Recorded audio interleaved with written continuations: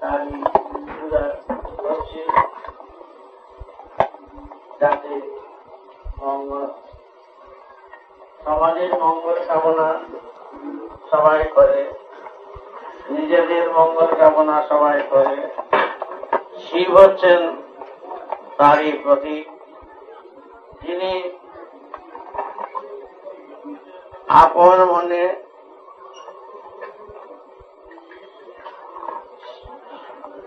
শুয়ে আছেন, যার উপরে মা কালী দাঁড়িয়ে রয়েছেন। মা কালী দাঁড়িয়েছেন, কার উপরে দাঁড়িয়ে রয়েছেন? সেই মঙ্গলময়ের উপরে।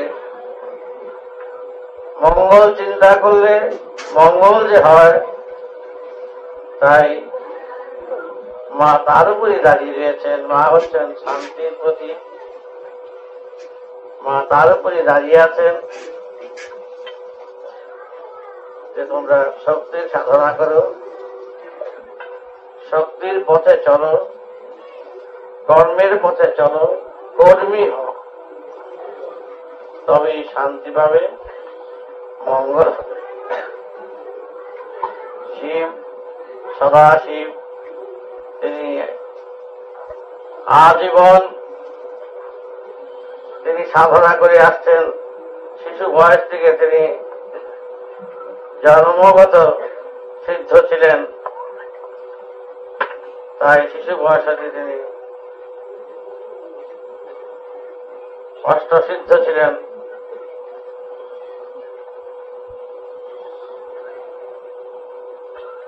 সেই শিব তিনি ভস্ম মারতেন, শ্মশানে থাকতেন, এটি তোমরা জানো, শুনেছ।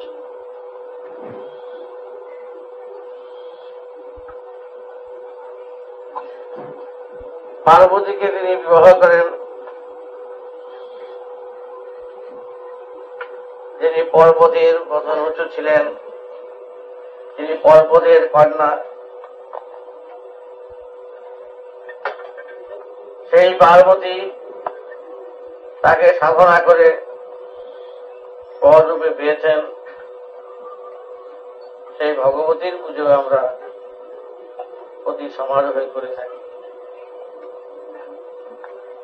সেই দশভুজা 10 হাতে তিনি 10 দিকের শান্তির কামনা করেছিলেন।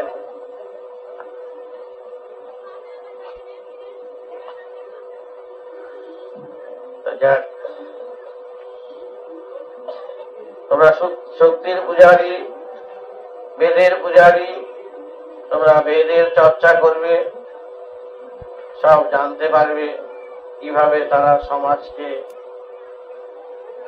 রক্ষা করেছে। যে শিব সবাই অবহেলা করত, অবজ্ঞা করত, পার্বতীর বোনেরা পর্যন্ত তুচ্ছ তাচ্ছল্য করত, তার পার্বতীর বাপের বাড়ি থেকে তাকে যা খুশি তা করত, কিন্তু তারা আজ নাই। দেবের দেব মহাদেব সেই সবাই পূজা পেয়ে আসছে।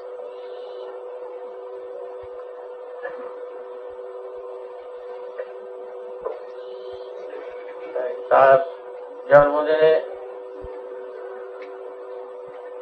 তিনি কোথায় কিভাবে আছেন না আছেন কেউ জানে না, অনেকেরই জানা নাই, কিন্তু তিনি বলেছেন,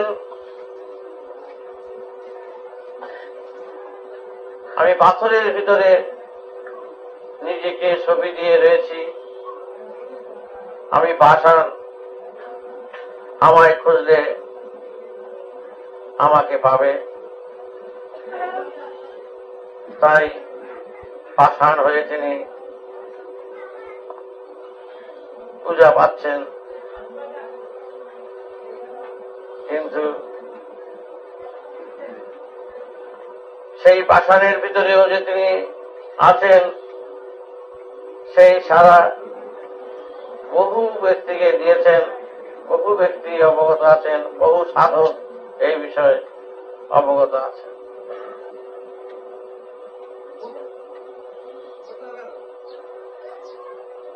যাক, এগুলো হলো ভাবের কথা, কল্পনার কথা আছে কিছু। আমরা ভাবে কল্পনাতে না গিয়ে যদি বাস্তব ক্ষেত্রে আসি, তবে শিবকে দেখি আমরা আমাদেরই পৃথিবীর লোক। তিনি এখান থেকে সেই সাধনা করেছেন এবং সমাজে রক্ষা করার জন্য তিনি বেদ চর্চা করেছেন, বেদ প্রচার করেছেন। বেদের মাধ্যমে তিনি সমাজকে সুন্দর করতে চেয়েছেন।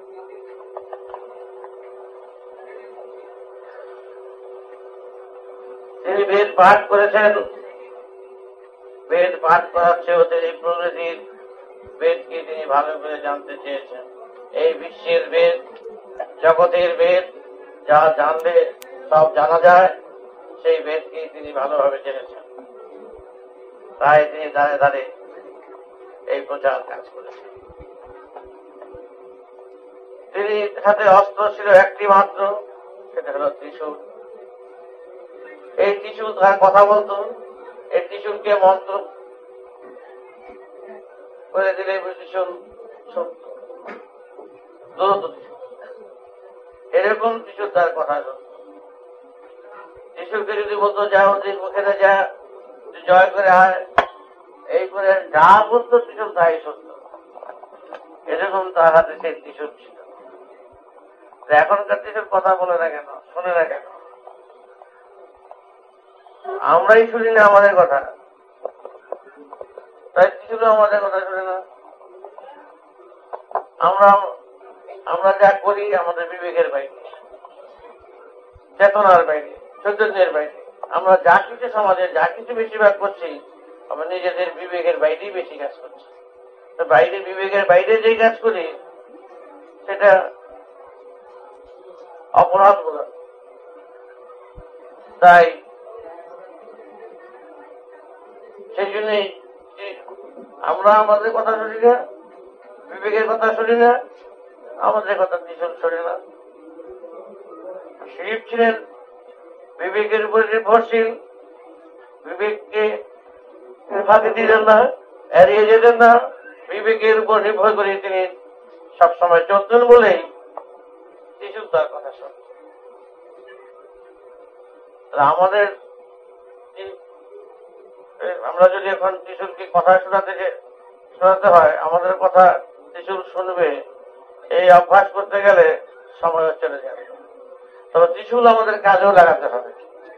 এই অবস্থায় আমাদের কি করণীয়? সেই জন্য তোমাদের যে রাম নারায়ণ রাম,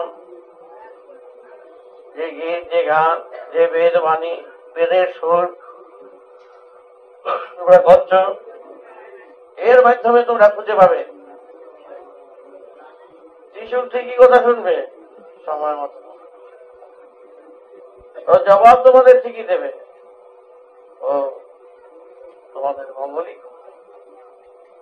তাই শিবের কাছে প্রার্থনা জানাও যে তুমি যেই সাধনায়, যেই সিদ্ধি লাভ করে দেবতা হয়েছ, ভগবান হয়েছ, পূর্ণ হয়েছ, তুমি আমাদের ভিতর দিয়ে সেই পূর্ণ বিকাশ করো। তুমি বিকশিত হও তোমার ত্রিশূলের মাধ্যমে।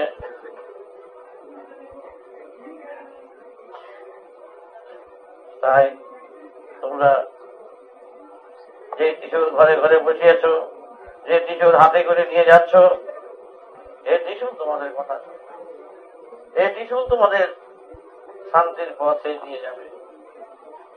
কিভাবে আসবে, কেমন করে আসবে, সেটা সমূহ না বুঝলেও ত্রিশূল বুঝিয়ে দেবে সবটুকু, বাকি সবটুকু ত্রিশূল বুঝিয়ে দেবে।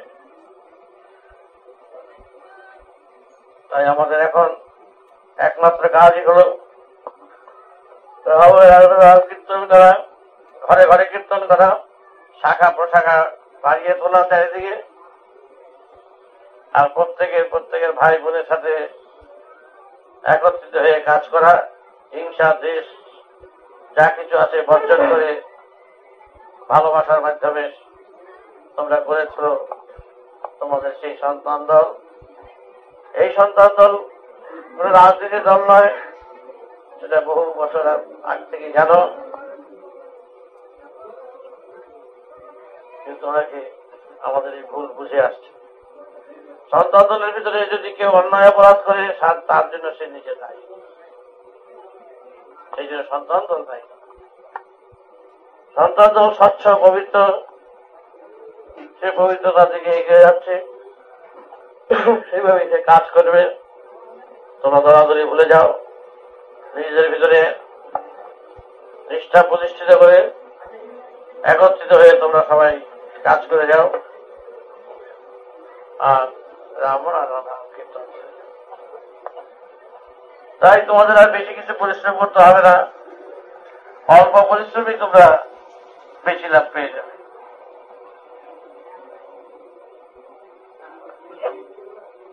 এই হলো এক কথা। আর শিবের আমলে তখন বেদ অভ্যাস খুব হতো, বেদের চর্চা হতো, এবং বেদজ্ঞরা স্থানে স্থানে বেদ প্রচার করার জন্য সবাই এগিয়ে যেত। বেদজ্ঞরা তখন ধ্বনির মাধ্যমে বেদ প্রচার করত, শব্দ ধ্বনির মাধ্যমে। জায়গায় জায়গায় তারা বেদধ্বনি দিত, তার মাধ্যমে তাদের মনের কথাগুলো জানিয়ে দিয়ে যেত।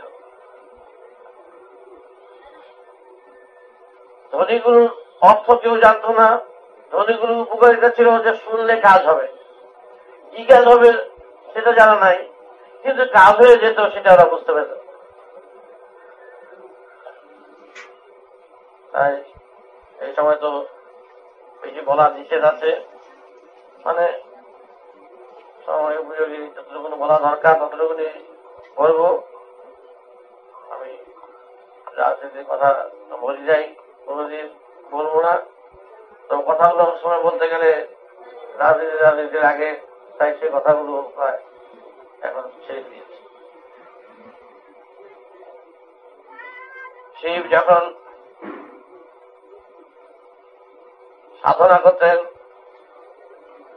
বেদের সাধনা করতেন, তখন শিবের ভিতরে যেই শব্দগুলি ভিতরে ভিতরে ঢেউয়ের মতন খেলত, তিনি সেই শ্মশানে বসত, নিরালায় বসত, যেখানে মানুষ গিয়ে বিরক্ত না করত, সেই সব জায়গায় তিনি বসে পার্বতীকে শোনাতেন সেই বেদের। বেদজ্ঞরা চারিদিকে বেদের সুরের মাধ্যমে সমাজকে সুন্দর করে ফেলল। কোনো পরিশ্রম করতে হলো না, মারামারি কাটাকাটি কিচ্ছু করতে হলো না, ওগুলো শুধু মুখোমুখি থাকে, কিন্তু কার্যে মনোযোগ করলেন নেই।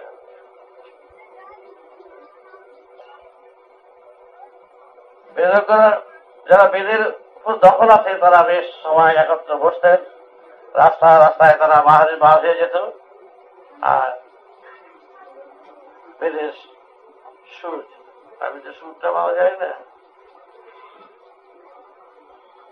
কি করে দিত কিভাবে সেটি বলছি। এই মহাদেব লিখেছেন, বলছেন যে এই সুরটা যাদের কাছে যাবে তারা অর্থ বুঝুক বা না বুঝুক,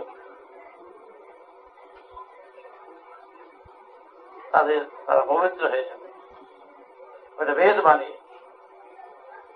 বেদের যে আসল তত্ত্ব, আসল সুরের বাণী, যেই বাণীতে সুরেতে তারা দেবতা হয়েছেন, ভগবান হয়েছেন, পূর্ণ হয়েছেন, অবতার হয়েছেন, সেই বাণী এগুলো তারা সমাজে বিলিয়ে যেত।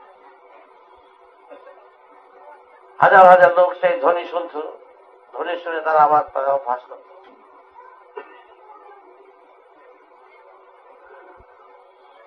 ধরিত্রী মাত্র কয়েকটা কথা বলে যাচ্ছে। মূলাধার থেকে সহস্রের যে সুর আছে, এই দেহ যন্ত্রে সেটা বাজাতো, সেই বাজনা যে বাজাতো মূলাধার থেকে সহস্র, সেটাই কিভাবে তারা প্রতিটি মূলাধারে কি আছে, স্বাধিষ্ঠানে কি আছে, মণিপুরে কি আছে, অনাহতে কি আছে, বিশুদ্ধে কি আছে, আজ্ঞাচক্রে কি আছে, সহস্রে কি আছে, প্রত্যেকটি স্থানের এক একটি ব্যাখ্যা আছে। সেই ব্যাখ্যা মতো যদি কেউ চলে বা ভাবে তাতেই কাজ হয়ে যায়। সেই সময় যেভাবে বর্ণনা করত সমাজকে দাঁড়া করাবার জন্য, আত্মোন্নতি, যে মুক্তি, আত্মার যে মুক্তি, সেই আত্মাকে পরিশুদ্ধ কি করে করতে হয়, দেহমনকে কিভাবে শোধন করতে হয়, সেই বাণী করে বেদজ্ঞরা সব লিখতেন। আর দুপুরবেলা মাঝে মাঝে বেরিয়ে যেতেন। শিব নিজে বসে আছেন, বসে বলছেন, মূলাধারে বর্ণনা করছেন, সেটাই বলছি।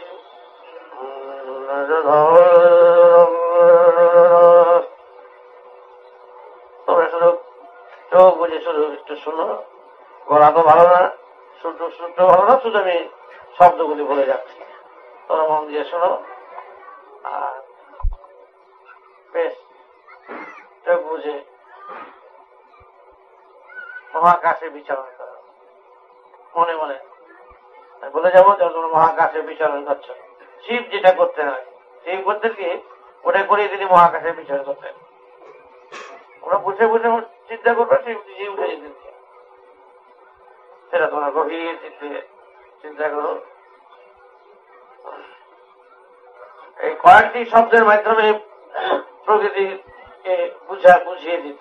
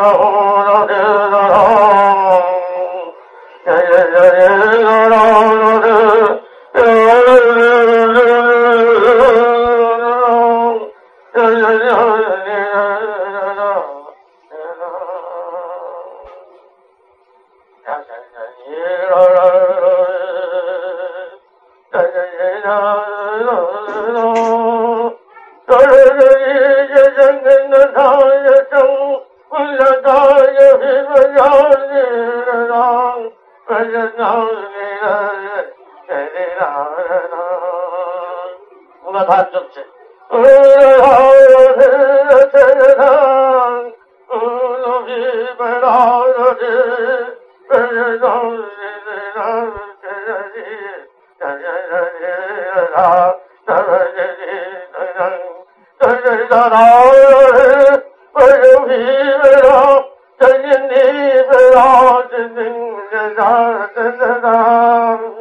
মূলাধারের ভিতরে মূল বীজগুলো ফুটতে শুরু করেছে, সেই বর্ণনা করছেন।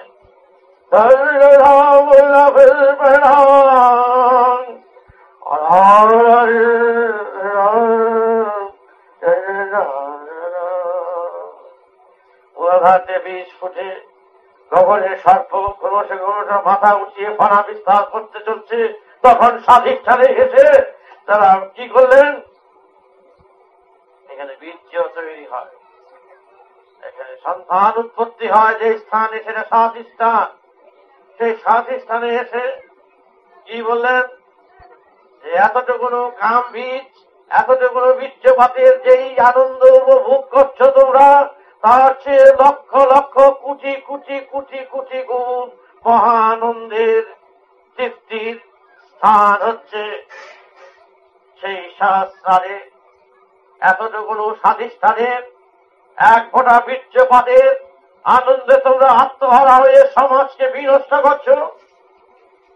সমাজে নিজেদের ভিতরে মারামারি কাটাকাটি ভুল বুঝাবুঝি করছো, আর সেই এক ফোঁটা বীর্য মহাসাগরের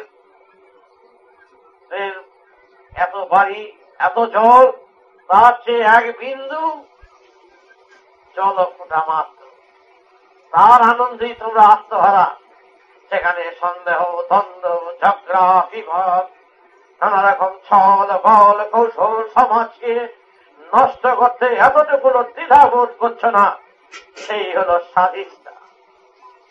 সেখানে শিব সাউন তিনি বললেন, হে জীবরূপ, হে বিশ্বের সুর, জীব জগৎকে উপলক্ষ করে বললেন,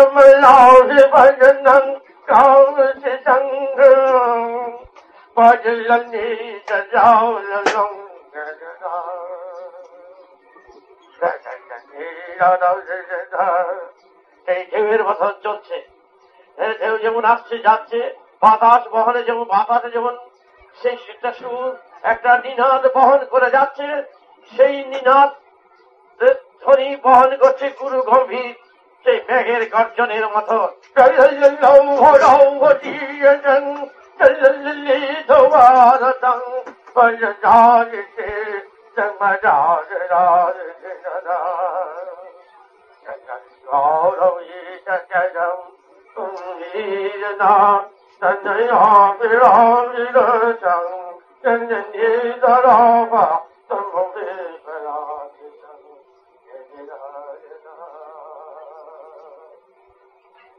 পাকিস্তান থেকে যখন মণিপুরে এলো, তখন বলল যে চক্ষু খণ্ডন নাসিকা জিহ্বা তো কোনো কিছুরই যেখানে প্রয়োজন হয় না, তোমরা নাভি মূলের মাধ্যমে তোমাদের জীবন বাঁচিয়ে রেখেছ।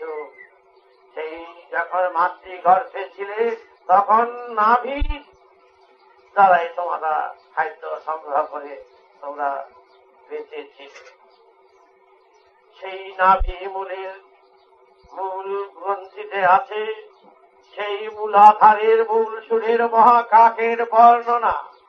মহাকাশ থেকে যেই রস উৎপাদন হতো, সেই রসের উৎপাদন থেকে এই মণিপুর চেনে নিয়ে বলত যে তোমরা তোমাদের গর্ব শুধু নিম্নগামী নিম্নপথী হচ্ছে মাত্র, কিন্তু মণিপুরের গর্ভ সেটা হচ্ছে ঊর্ধ্বগামী। সেই গর্ভ হচ্ছে মহাকাশের সেই মহাশূন্যে মহাজ্যোতির আলো তোমার সম্মুখে যখন আসবে, সেই মহাগর্ভে হবে মেয়ে তোমার মহাসন্তান, সেই সন্তানই হবে তোমার সুর। সেই সুরে কোনো ভেজাল নেই, মারামারি নেই, কাটাকাটি নেই। সেটা হচ্ছে আকাশ পথে আকাশের সাথে তোমার মিলন। তুমি আকাশের সাথে প্রকৃতির সাথে তুমি করবে সংগ্রাম, প্রেম ভালোবাসা। তার সাথে তুমি যখন আপন সুরে মিশে যাবে, তার ভিতরে তোমার ভিতরে যখন আদান প্রদান হবে, সেখানে হবে গর্ভসংসার। তাই মণিপুরে থেকে যখন অনাহতে আসতে শুরু করে, তখন শিব নিজে শিহরণ হতে আরম্ভ করল। তার সমস্ত শরীর কম্পমান হয়ে এক বিরাট অগ্নিকাণ্ডের মতো ধাঁধাও করে জ্বলতে আরম্ভ করল। তার সর্ব শরীর তার জটার ভিতর দিয়ে আগুনের শিখা প্রশাখা বহির্গত হতে আরম্ভ করল। কারণ কারণ তার সর্ব কিছু যা কিছু সব ঊর্ধ্বগামী হয়ে যে বিরাট আগুনের শিখা বাহির হইতে আরম্ভ করিল। তখন স্বয়ং মহাদেব তিনি উপলব্ধি করলেন যে অনাহতে সেই অনন্ত বিশ্বের সুর এখানে সুপ্রতিষ্ঠিত হয়। সেখানে বসে তিনি একটা ধ্বনি শুনতে পেলেন। সেটা ঢেবে ঢেবে আকাশে বাতাসে সর্বত্র ছেয়ে গেছে। সেটা হলো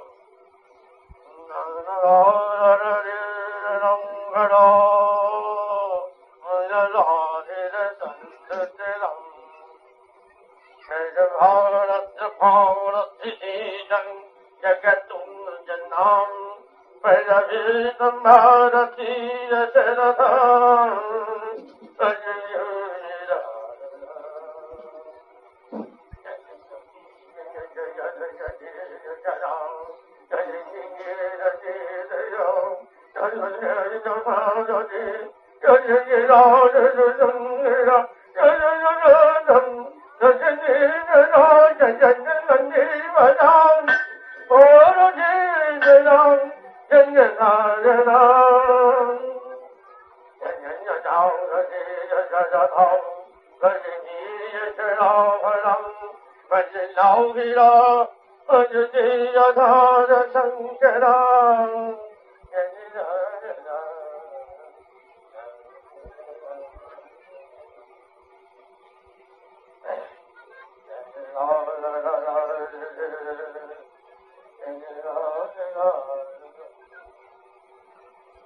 তখন বেদকরা বুঝতে পারলেন যে আমাদের দেহের যন্ত্রের ভিতরেই রয়েছে সুরের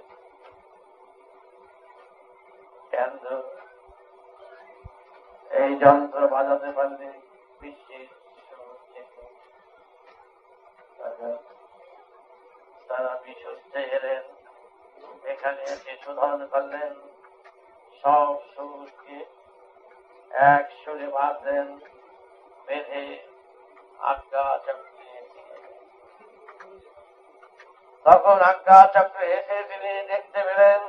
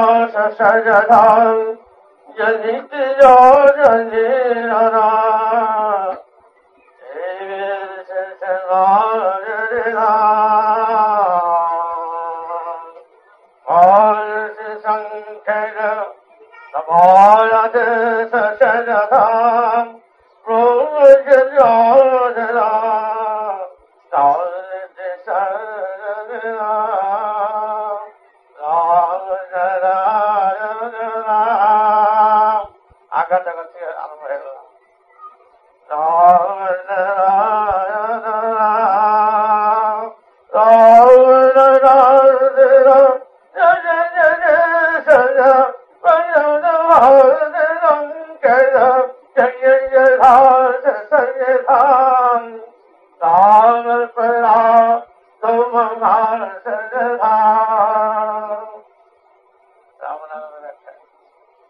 राम बड़ा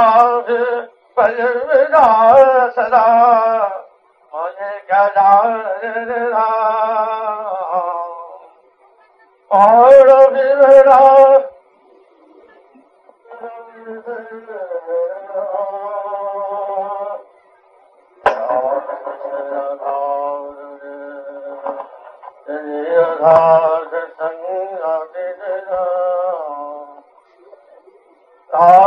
बड़ा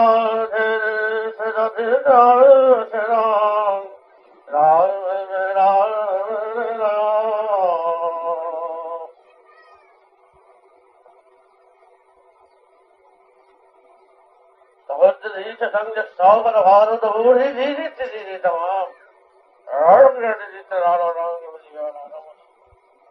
তারপরে এলো সহস্রার আজ্ঞাচক্র সহস্রার সঙ্গে যুক্ত করে এই রামনারায়ণ নামের ব্যাখ্যাটা পুরোপুরি করছে। তোমরা যে রামনারায়ণ রাম করছো, কতগুলো শব্দ, কতগুলো ধ্বনি, কত অনন্ত অগণিত অনুপরমাণু, কত মহাকাশের মহান তত্ত্বের এর সমষ্টি থেকে সংগ্রহ করে যে তত্ত্ব, তারই রস, তারই নিংড়ানো রস হচ্ছে রামনারায়ণ। তাই তোমরা অনর্গল যে রামনারায়ণ রাম করে যাচ্ছ, এই রামনারায়ণ রাম চির জাগ্রত। তোমরা সেই সুরের সাথে সুর মিলিয়ে আজ্ঞাচক্র থেকে সহস্রের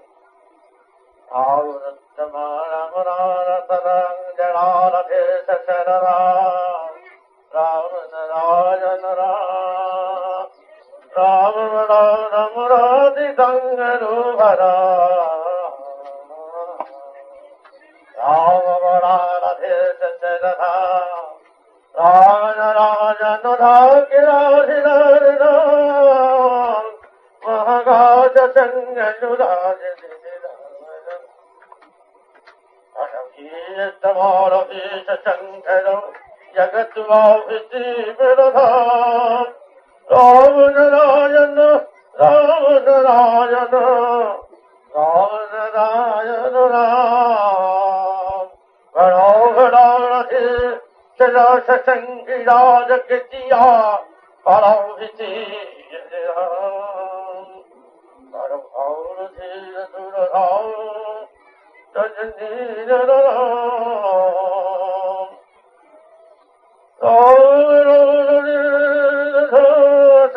सभी पड़ा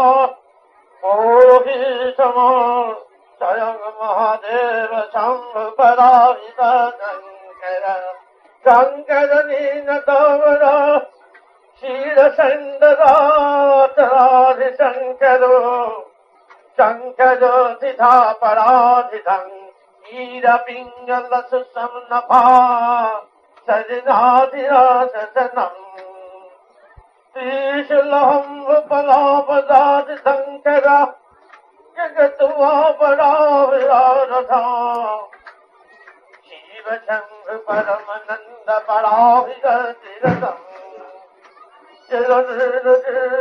राज संगम पपम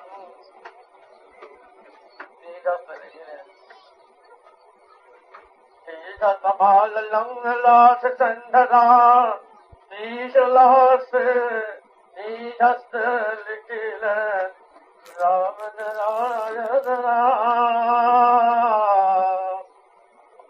राम नारायण राम राम राधता समहता वरधाम आकाश बलवर्ति संध तारतीतराम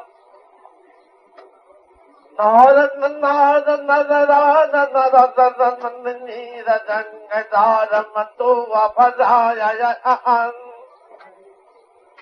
आय आन पराम नाम नर नर आय आन नारायण वरधाम आकाश साक्ष विपदाभितम्भु जललीश शरधाम वीरधर्मापद धमरा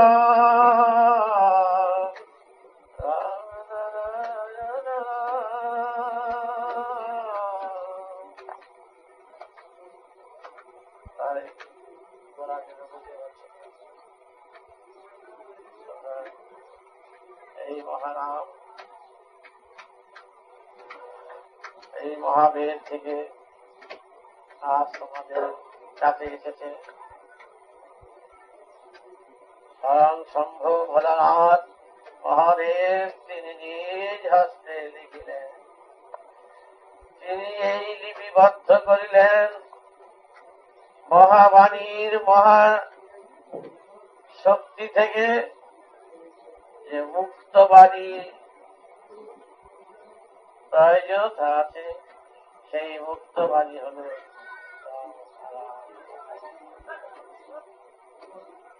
তাই তোমরা সব একত্রিত হয়ে এই নাম প্রচার করবে, এই গীত গাইবে, নিজেদের মধ্যে বিবাদ বিচ্ছেদের কিছু আনবে না। জায়গায় জায়গায় যে যেথায় যেখানে আছো সর্বত্র তোমরা শাখায় প্রশাখায় ভরে যাবে। বাধা বিঘ্ন যত ঝড় ঝাপটা নিন্দা চর্চা অপবাদ আসবে, তখন মনে করবে তোমাদের কাজ সফল শুরু হচ্ছে। নিন্দা চর্চা আঘাত প্রতিঘাত যদি না আসে, সেটাই হলো ফল, সেটাই শেষ হয়ে যাবে। তাই মাথা রাখতে দাও। অপবাদ তোমরা শোনো, তোমরা অপবাদের সম্মুখী হবে, বাধার সম্মুখী হবে। তোমরা ঝড়ের মাঝে গিয়ে তোমরা ঝড়ের সাথে লড়াই। তাই আজকে তোমরা এটাই পাল পেলে শিবের হাতে ত্রিশূল আর মহাকাশের নিংড়ানো রস হচ্ছে রামনারায়ণ।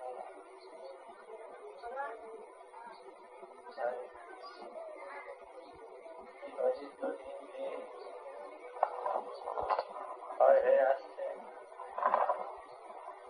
তোমরা নিজেরা ভাই ভাইরা একত্রে হয়ে কাজ করবে।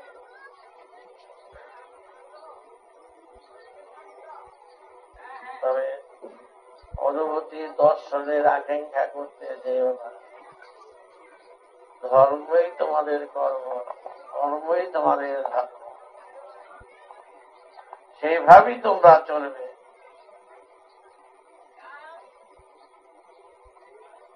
তাই আজ আর বেশি না বলাই ভালো। আরো বলবো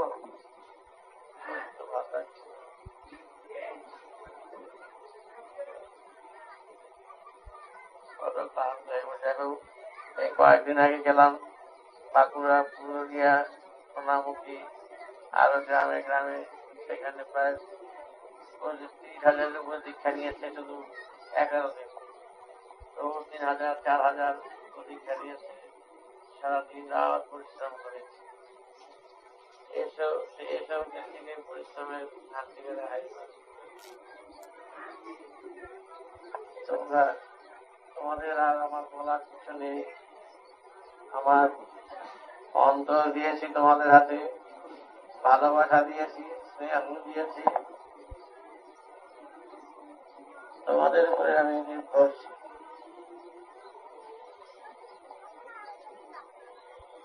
এই নির্ভর তোমাদের উপর করে আসছে, এই নির্ভরতার মর্যাদা তোমরা দিও।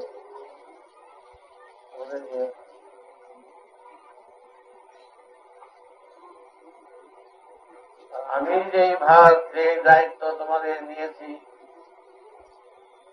অনেক সময় তোমাদের দুঃখ দেই, ব্যথা দেই, আঘাত, সেটা আমার বজায় রাখবার জন্য, আমি কিসের বজায় রাখবার জন্য? কারণ লক্ষ লক্ষ প্রায় কোটি খানিক এর কাছে ধর ধর হলো তোমার যত ভাই বোন, আমার সন্তান, কত ভার আমি নিয়েছি। আমি যদি লাইন থেকে যদি বিচ্যুত হয়ে পড়ি, চ্যুত হয়ে পড়ি, যতগুলির পিছনে বেঁধে দিই সব করে নিয়ে একই ডোবা থেকে পড়ি। সুতরাং আমার তোমাদের সাথে ঝগড়া বিবাদ, তোমরা আমার উপর অসন্তুষ্ট হও, সন্তুষ্ট হও, রাগ হও, অভিমান হয়, তবু আমি আমার লাইন থেকে আমি ছেড়ে দিতে রাখি। সেই কঠোর পরিশ্রম, এবং 21-22 ঘন্টা করে বসা থাকি, মাঝে মাঝে তোমাদের দর্শন দেই, সেখানে ঝিমানো হয়েছে বলছি, সেই ঝিম ঝিম নয় বাবা, সব পেরে বসে বসিয়ে ফেলবার ব্যবস্থা হচ্ছে। আজ বছরখানে যাবত নতুন রোগ আরম্ভ, কখন যে বসে পড়ি, কখন যে ঝিমে পড়ি, কখন যে ধোবার ধোবার করে যায়, কতদিন যে পরে বেঁধা বেঁধেছি, ধোবার ধোবার করে যায়, তাই সেগুলো ধরে ধরে রাখে। তবু আমি বাঁচিয়ে রাখতে চাই আমার রক্ত রক্ত সন্তান, তাদের নিয়ে যেন সেই গন্তব্যস্থলে নিয়ে যেন পৌঁছতে পারি।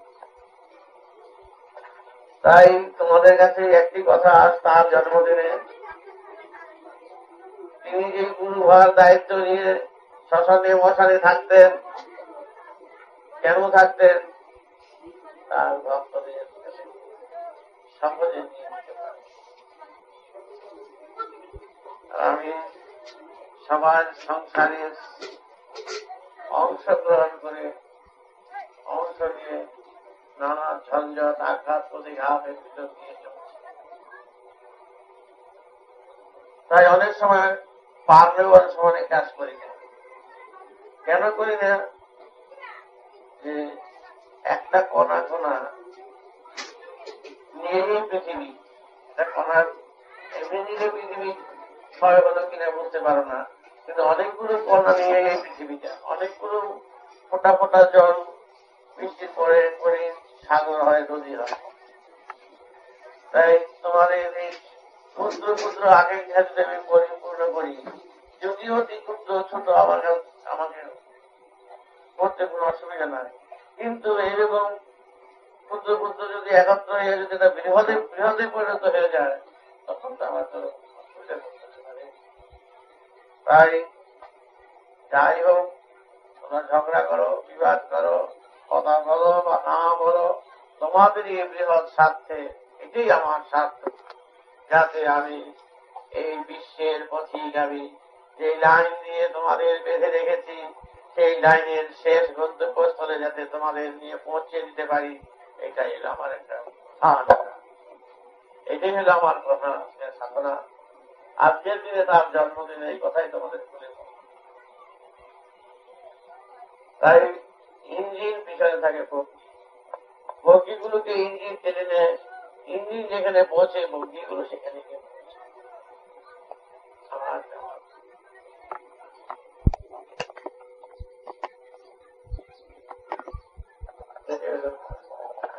তাই আমি মাঝে মাঝে বসিয়ে হয়ে যাই, তখন ভক্তরা সেটা মনে করে যে বাবা আমার জিনিসটা করলেন না, অন্যের কর্ণের জন্য করলেন, আমার জন্য করলেন না। ঠিক তা নয়, আমি কিন্তু তোমাদের জড়িয়ে হয়ে যাচ্ছি, তুলে নিয়ে আসছি, বুকের সাথে বুক মিলিয়ে আমি তোমাদের রেখেছি, তোমরা সেইভাবে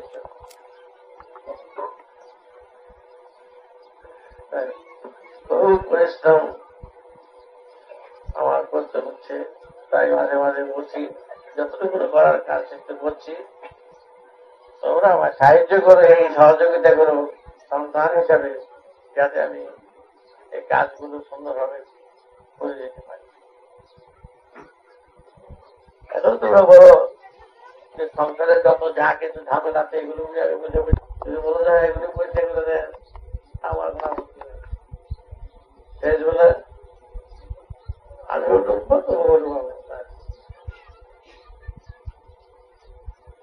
সেটা কি ভালো হবে না? তাই তোমরা আমাকে একটু বুঝিয়ে দিও। মায়াটা বেশি তো আমার ভীষণ মায়া, মায়াতে আমি বড় ফেসে বলেছি, আমাদের ভালোবেসে ফেলেছি বেশি, তাতে আমার সিদ্ধ হয়েছে বেশি। কারণ ভালোবাসাটা হচ্ছে প্রাণের বিনিময়, অন্তরের বিনিময়ে ভালোবাসা।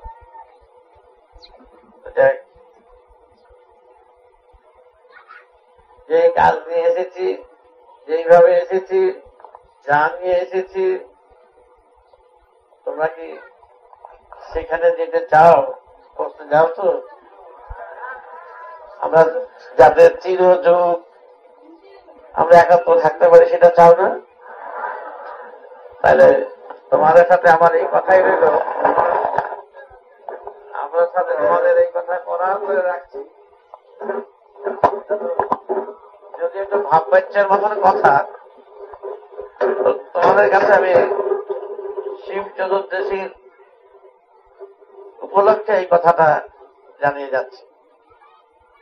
একটি কথা জানাচ্ছি, আমি এই বয়সে ঠাকুর হইনি, এই বয়সে তোমাদের বাবা হয়েছি, আমি মার পেট থেকে পড়েই তোমাদের বাবা হয়ে এসেছি, এটা মনে রেখো।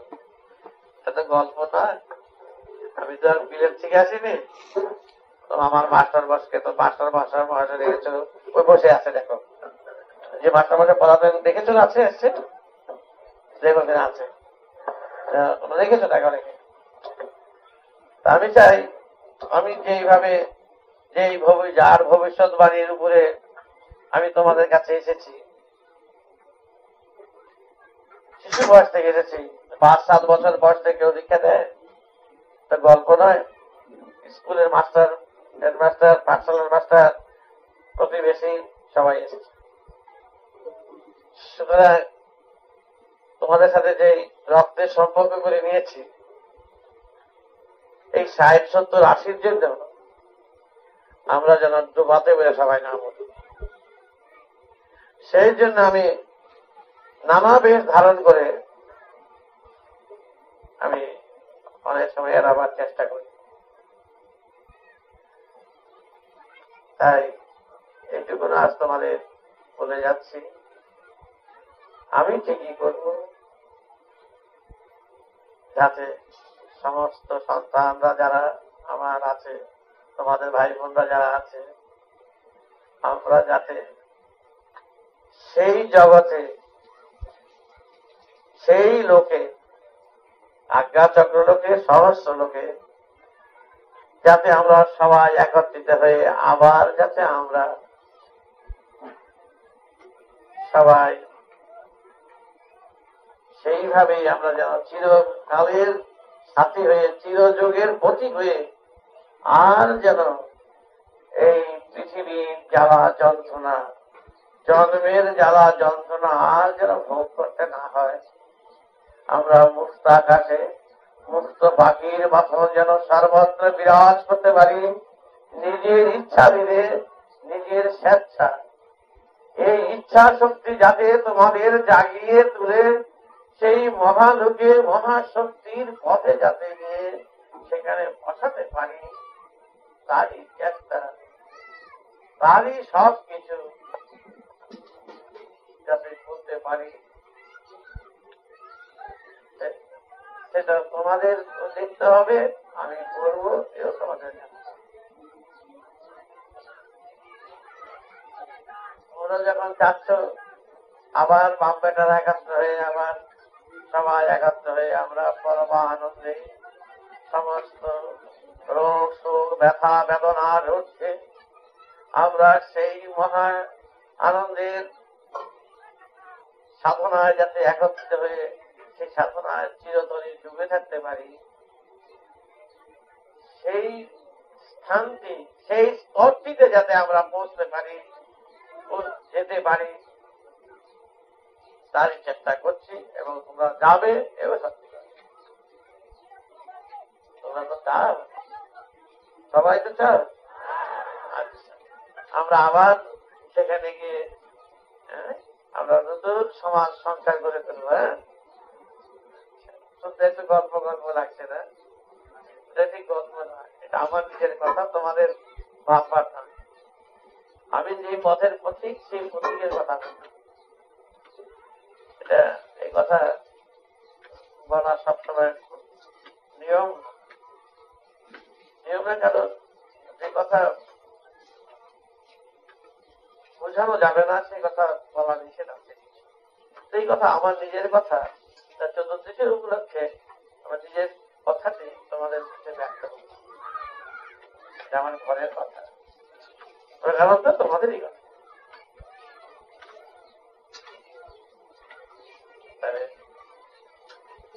শিবের কাছে কামনা করো, তার কাছে আশীর্বাদ চাও।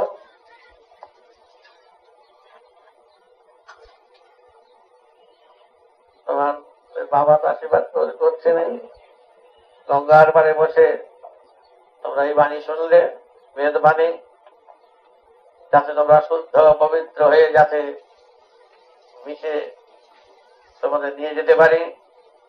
তবে আমি ঠিক যত ঝড়ই আসো তোমাদের ফেলে আমি যাবো না, এটা ঠিক।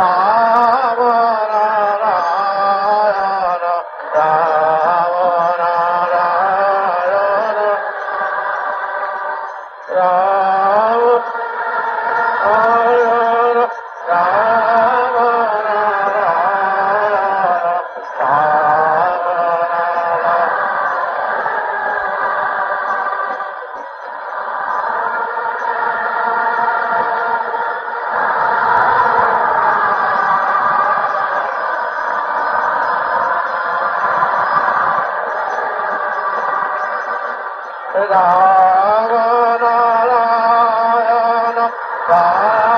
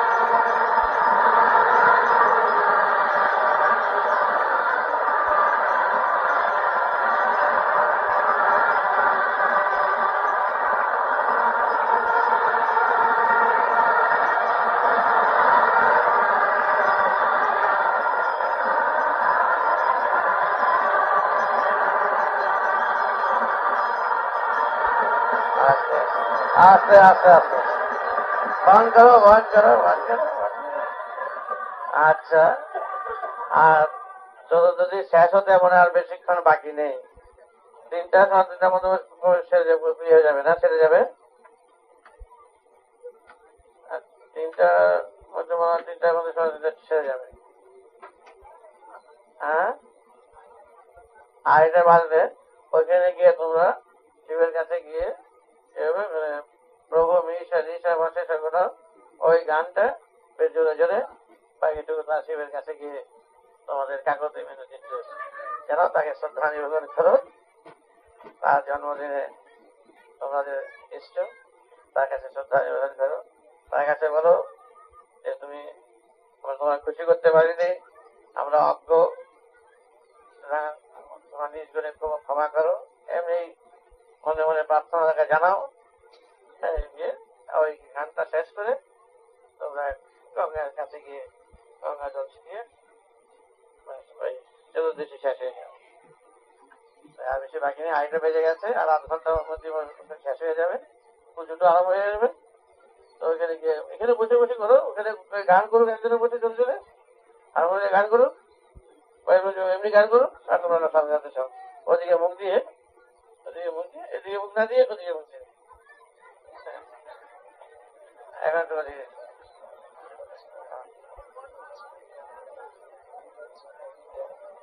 এখন এখন তোমাদের বাড়িতে অতিথি তো এসছে, অতিথি সেবা তোমাদের করতে হবে তো, তার একটু সেবা হ্যাঁ। না আমরা আমার কাছে বাপ বেটা তো কথা বলছি, এখন তার সেবা করে। বাবাকে ভালোবাসে, জ্যাঠাকে ভালোবাসে না, জ্যাঠাকে কি তাকে শ্রদ্ধা জানে না, দাদুকে কি শ্রদ্ধা করে না, তার সেবা করে। বসে ওই যে জানে, ওই যে প্রভু মিশ্র যে জানে, জোরে জোরে বলুক। বিকাশ আছে, বিকাশ জানে, কে জানে দেখো। হ্যাঁ সেই তো জানে, যাও ওদিকে মুখ দিয়ে বসো। হ্যাঁ সব আচ্ছা, আজকে রাত্রে যেন তোমাদের কাছ থেকে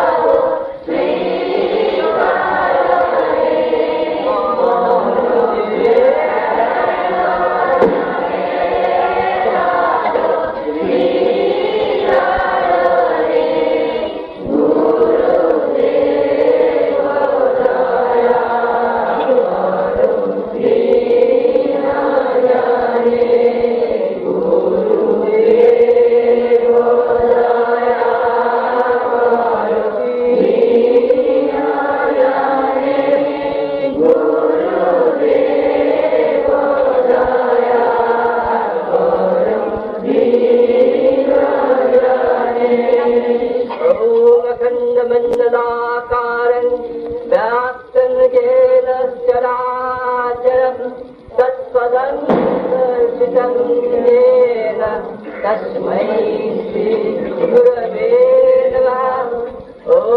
ज्ञानतिमिरान्धस्य ज्ञानाञ्जनशलाकया चक्षुरुन्मीलितं येन तस्मै श्रीगुरवे नमः। गुरुर्ब्रह्मा